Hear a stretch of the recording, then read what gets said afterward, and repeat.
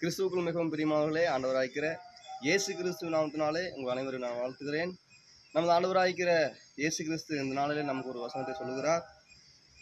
கர்த்தருக்குள் எப்பொழுதும் சந்தோஷமாயிருங்கள், சந்தோஷமாயிருங்கள் என்று மறுபடியும் சொல்லுகிறேன் என்று சொல்லுகிறார்.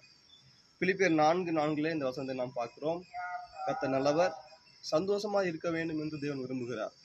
ஏனென்றால் அவர் நமக்கு பலனாக இருக்கிறார், அவர் நமக்கு அரணாக இருக்கிறார்.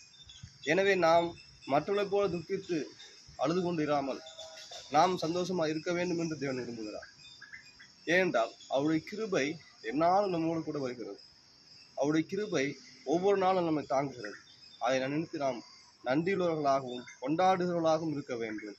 அதை கர்த்தர் சொல்லுகிறார். கர்த்தருக்குள் எப்பொழுதும் சந்தோஷமாக இருங்கள் என்று சொல்லுகிறார். கர்த்தர் ஸ்தோத்திரம்.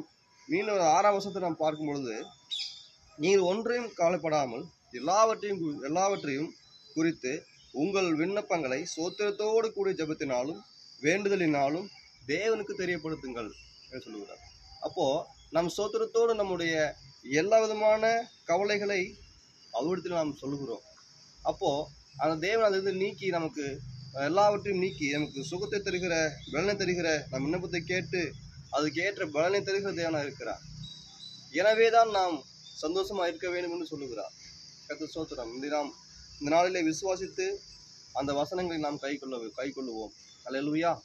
கர்த்தர் தாமே ஒவ்வொருவரையும் ஆசீர்வதிப்பாராக. ஆமென்.